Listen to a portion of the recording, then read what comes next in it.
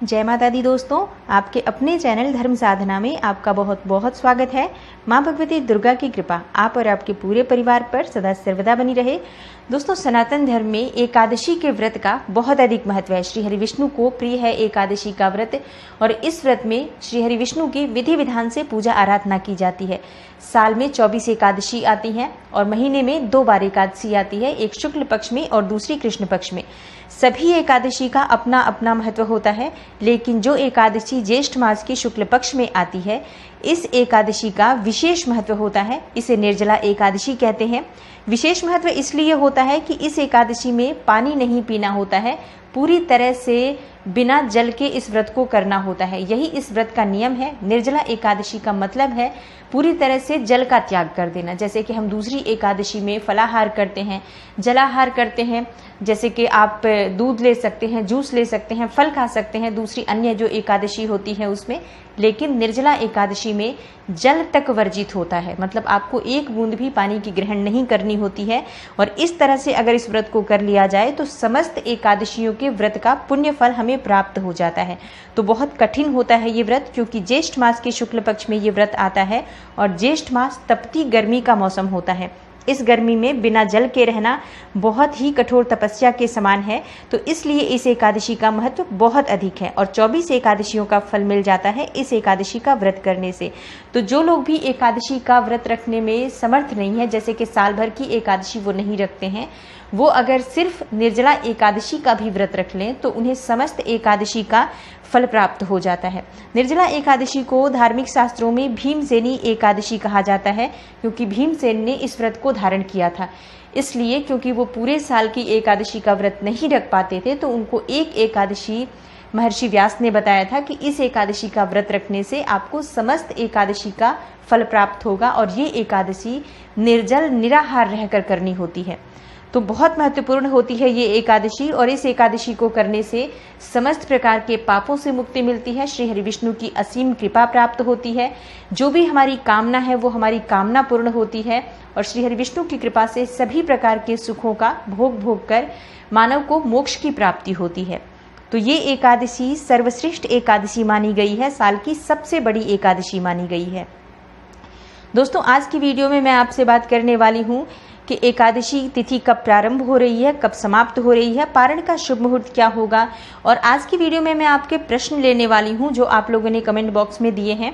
जैसे कि एकादशी को पानी पीने से क्या व्रत खंडित हो जाएगा, या फिर एकादशी को सूर्योदय से पहले हम जल पी सकते हैं, एकादशी को किन चीज़ों का दान करना चाहिए और द्वादशी को किन चीज़ों का दान करना चाहिए।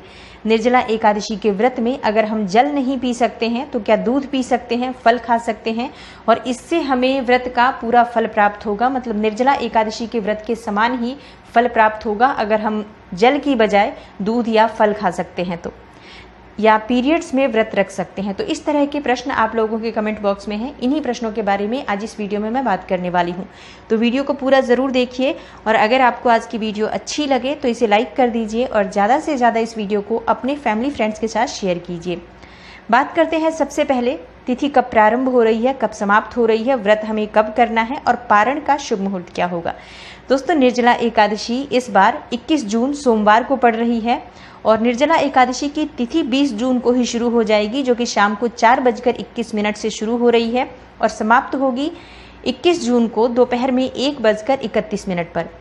तो निर्जला एकादशी का व्रत हम सोमवार को करेंगे और पारण का जो शुभ मुहूर्त होगा वो 22 जून को होगा। सुबह 5:24 से लेकर 8:12 तक का जो समय है ये पारण का शुभ मुहूर्त है और इसी शुभ मुहूर्त में पारण करना है। पारण अगर आप शुभ मुहूर्त में नहीं करेंगे तो व्रत का पूरा फल प्राप्त नहीं होता है।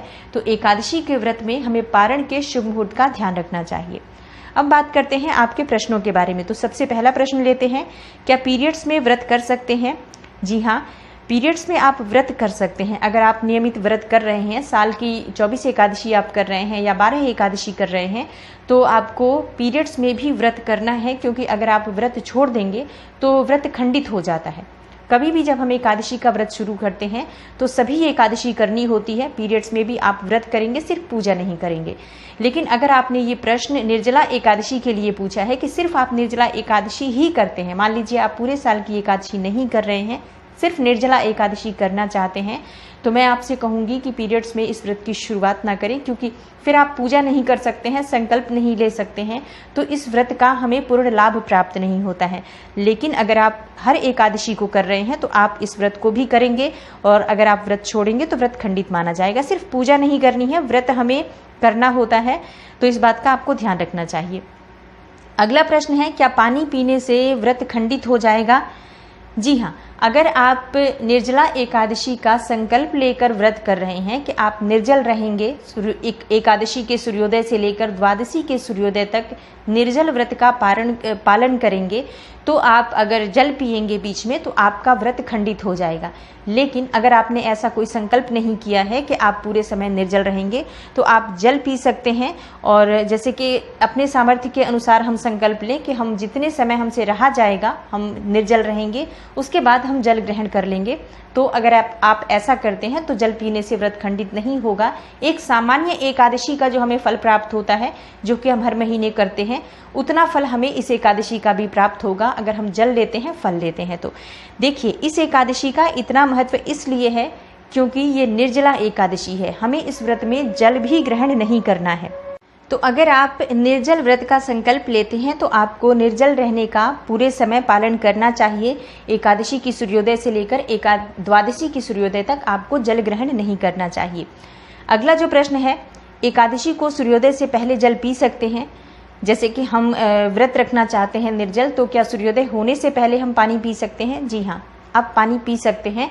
सूर्य निकलने से पहले यानी सूर्योदय समय से पहले आप जल पी सकते हैं, क्योंकि सूर्योदय के बाद आपका व्रत शुरू हो जाएगा, एकादशी की सूर्योदय से द्वादशी के सूर्योदय तक।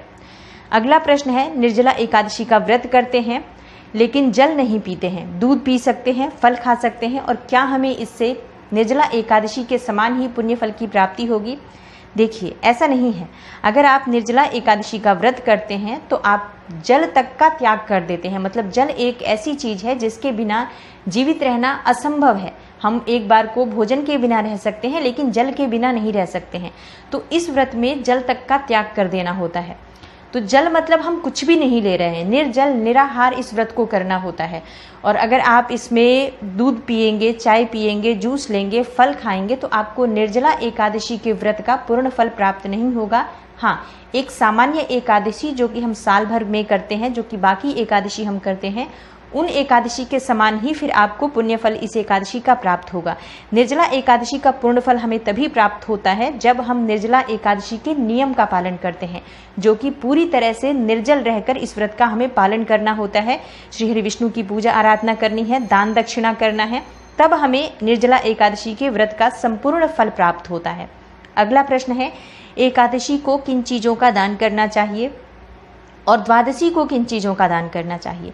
तो देखिए, एकादशी के दिन आप व्रत रहकर, मतलब आप निर्जल हैं या फिर आप फलाहार भी कर रहे हैं, तब भी आपको अन्न का दान नहीं करना होता है। एकादशी के दिन हम व्रत में हैं, अन्न ग्रहण नहीं करेंगे तो हम अन्न का दान भी नहीं करते हैं। एकादशी को हम दान कर सकते हैं जल का, फल का दान कर सकते हैं, मीठा शरबत दान कर सकते हैं, कहीं पर प्याऊ लगवाकर पानी हम बंटवा सकते हैं, वस्त्र का दान कर सकते हैं, स्वर्ण का दान कर सकते हैं, गौ दान कर सकते हैं, भू दान कर सकते हैं, छाते का दान कर सकते हैं, पंखे का दान कर सकते हैं। मतलब आप कोई भी वस्तु दान कर सकते हैं अन्न के अलावा। तो एकादशी के व्रत में हम अन्न का दान नहीं करते हैं, लेकिन द्वादशी के दिन हम अपने पारण से पहले अन्न का दान करते हैं। मतलब सीधा निकालते हैं, किसी ब्राह्मण के निमित्त, किसी ज़रूरतमंद के निमित्त हम दान करते हैं। किसी ब्राह्मण को घर बुलाकर भोजन कराना संभव हो तो घर बुलाकर उन्हें भोजन कराना चाहिए, यथासंभव दान दक्षिणा देना चाहिए, अन्न वस्त्र का दान करना चाहिए, फल सब्जियाँ, जल कलश भरा हुआ आप दान कर सकते हैं। अच्छा, एक और प्रश्न है, जल कलश का दान हम किस दिन कर सकते हैं? देखिए, जल कलश का दान आप एकादशी के दिन भी करेंगे तब भी बहुत श्रेष्ठ होगा, द्वादशी के दिन करेंगे तब भी बहुत श्रेष्ठ होगा, और दोनों दिन करते हैं तो अत्यंत श्रेष्ठ होगा। तो मतलब आप जल दोनों ही दिन दान कर सकते हैं, एकादशी के दिन भी और द्वादशी के दिन भी। द्वादशी को भी बहुत ही पुण्य फल देने वाली तिथि मानी गई है। तो द्वादशी के दिन भी जब आप ब्राह्मण को दान निकालते हैं तो उस समय भी आप चाहें तो जल का कलश भरकर दान स्वरूप में उन्हें बाकी सब चीज़ों के साथ दान कर सकते हैं। और एकादशी के दिन तो विशेष रूप से जल का दान करना चाहिए। बहुत ही पुण्य फल देने वाला होता है।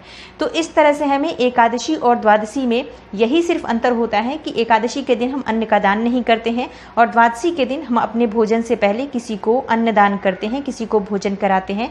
गऊ के लिए भोजन निकाल दीजिए, चींटियों को भी आप भोजन दे सकते हैं, ब्राह्मण को भोजन करा सकते हैं, किसी कन्या को भोजन करा सकते हैं, किसी ज़रूरतमंद को भोजन करा सकते हैं। जैसी आपकी सुविधा हो, किसी न किसी के निमित्त दान की सामग्री निकाल कर ही आप पारण करते हैं। तो इस तरह से हमें एकादशी और द्वादशी में ध्यान रखना होता है। दोस्तों, निर्जला एकादशी एक बहुत ही पुण्य फल देने वाली तिथि मानी गई है, व्रत माना गया है। तो इस व्रत का अगर आप नियम पूर्वक पालन कर लेते हैं तो इसका फल बहुत अधिक प्राप्त होता है। और आप चाहें तो सूर्योदय से पहले पानी पी लीजिए और उसके बाद आप सूर्योदय से आपका व्रत प्रारंभ हो जाएगा और फिर आप पूरे समय निर्जल रह सकते हैं। जैसे कि सुबह से और अगले दिन सुबह तक रख पाते हैं तब तो बहुत अच्छी बात है। और अगर ऐसा नहीं है तो आप जितना समय संभव हो निर्जल रहने का प्रयास कीजिए। जैसे कि यथासंभव आप व्रत के नियम का पालन कीजिए। दोपहर तक रह पाते हैं, जैसे 12 बजे तक रख पाते हैं आप निर्जल व्रत, तो भी आपके लिए बहुत अच्छा होगा। और आप शाम तक रख पाते हैं तो भी बहुत अच्छा होगा। मतलब अपनी शक्ति, अपने सामर्थ्य के अनुसार, अपनी शारीरिक क्षमता के अनुसार आपको यथासंभव निर्जल रहने का प्रयास करना चाहिए। व्रत में हमारी जितनी कोशिश होगी कि हम इस व्रत का निर्वाह कर सकें, उतना ही हमें श्री हरि विष्णु की कृपा प्राप्त होती है। और कोई भी व्रत अगर हम करते हैं, अपनी तरफ से हमें पूरी तरह से 100% उस व्रत को देना चाहिए, उसके नियम के पालन करने का प्रयास करना चाहिए। तो उम्मीद करती हूँ ये जो निर्जला एकादशी व्रत से जुड़ी हुई जानकारी थी, जो आप ही के प्रश्न थे, तो इन सभी बातों के बारे में वीडियो जो है आपको अच्छी लगेगी, आपके लिए उपयोगी सिद्ध होगी। वीडियो अगर आपको अच्छी लगी हो तो लाइक कर दीजिए, ज़्यादा से ज़्यादा इस वीडियो को अपने फैमिली फ्रेंड्स के साथ शेयर कीजिए और चैनल पर पहली बार आए हैं तो चैनल को सब्सक्राइब कर लीजिए, बेल बटन को भी प्रेस कर लीजिए। इससे ये होगा कि इस तरह की सभी वीडियोज़ की नोटिफिकेशन आपको सबसे पहले मिलेगी। मैं मिलती हूँ आपसे अगली वीडियो में, तब तक के लिए नमस्कार।